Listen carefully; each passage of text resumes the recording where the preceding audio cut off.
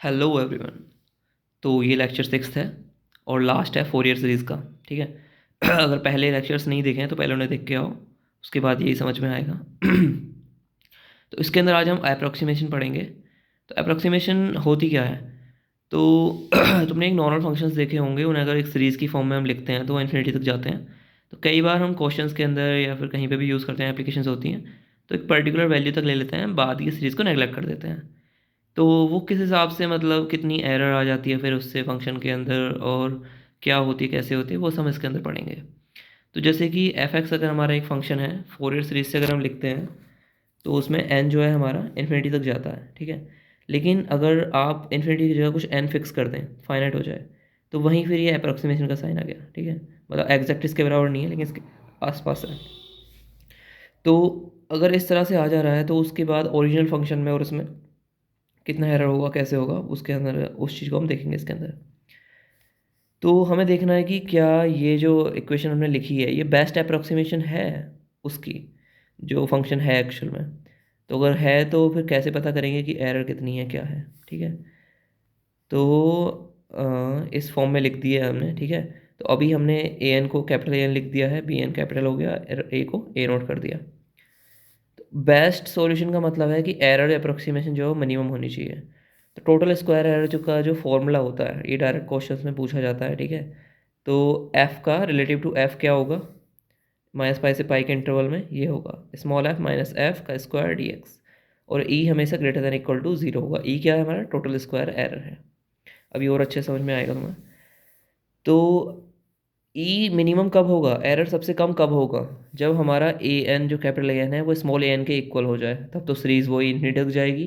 तो तब क्या हो जाएगा, एरर बिल्कुल ज़ीरो पहुंच लेगा। ठीक है।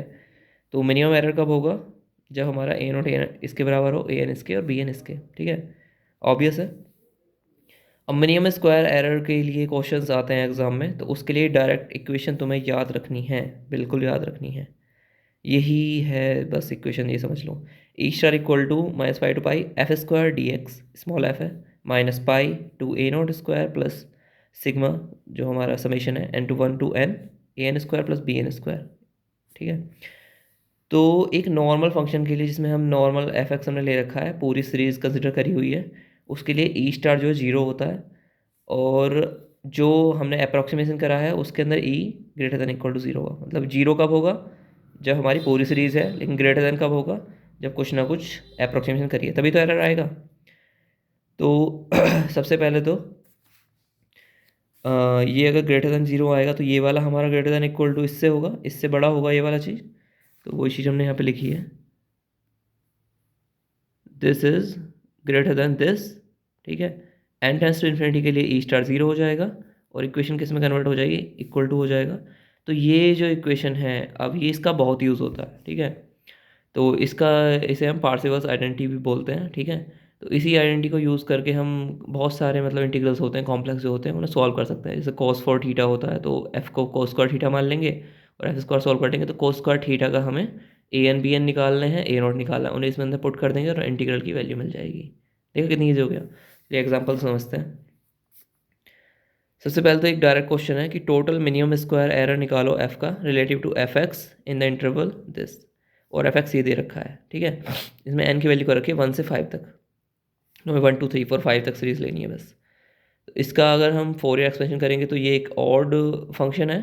ठीक है। ऑड फंक्शन के लिए हमारा ए एन ज़ीरो होगा, ए नोट ज़ीरो होगा, बी एन की ये वैल्यू आएगी, सॉल्व करके देखो पता लग जाएगा।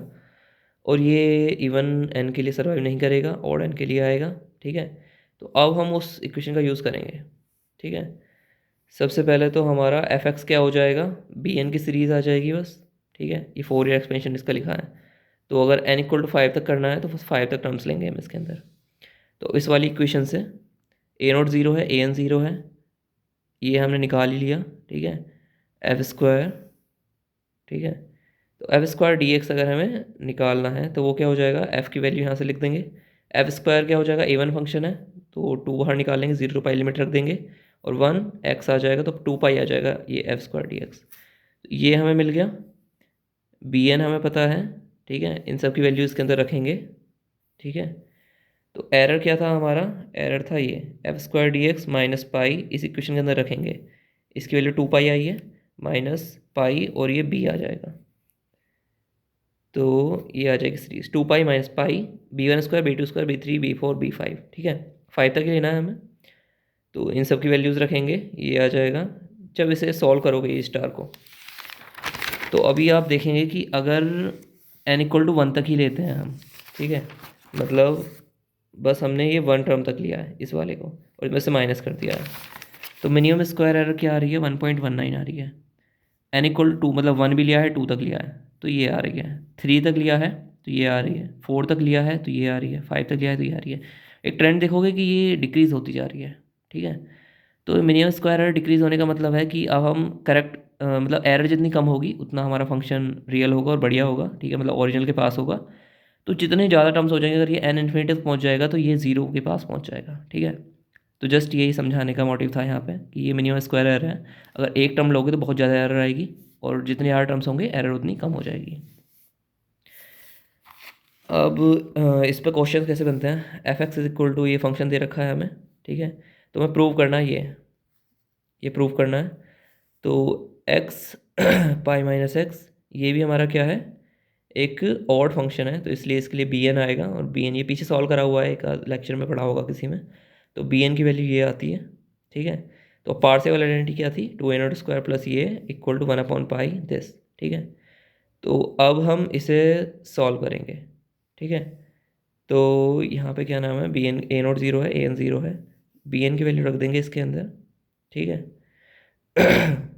और इसे सॉल्व करेंगे f को, ठीक है, ये इसमें से सॉल्व कर लेंगे, यहाँ से हो ही जाएगा, 0 to π/2 फंक्शन रखेंगे ये, और माइनस ये π/2 से पाई रखेंगे ये, और ये हमारा इसकी वैल्यू आ जाएगी π²/6। अब इसे x के इक्वल टू रख देंगे और 1 से इनफिनिटी तक सीरीज़ खोल देंगे, तो हमारी यही आ जाएगी निकल के, b1 square b2 square b3 square equal to π/6, और इसमें से जो कॉमन लोगे और इसे जब सॉल्व करोगे ना तो यही आ जाएगा, प्रूव हो जाएगी बड़े आसानी से। ऐसे एक और एग्जांपल ले लिया, f(x)=x², ये है, ठीक है, इसे ये प्रूव करना है। ये हमारा इवन फंक्शन है, तो इसके लिए an a0 आएंगे, लेकिन bn 0 आएगा, तो a0 ये आएगा, इसका an ये आएगा, सॉल्व करके देखना है, ये आना चाहिए।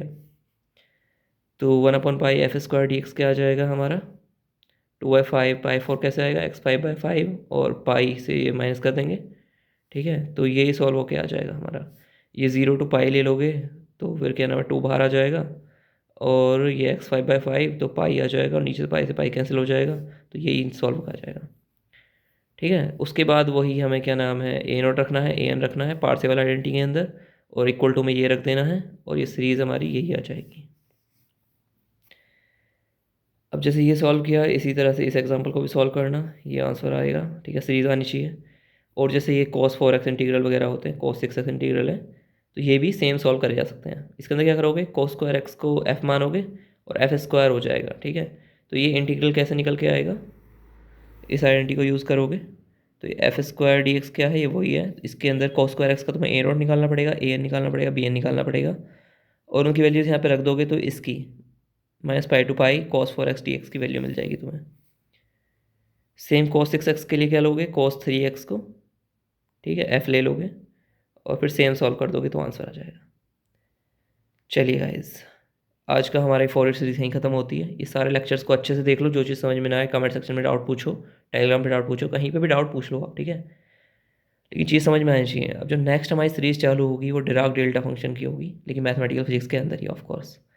तो ये फोरियर सीरीज़ यहीं एंड करते हैं। चलिए, थैंक यू।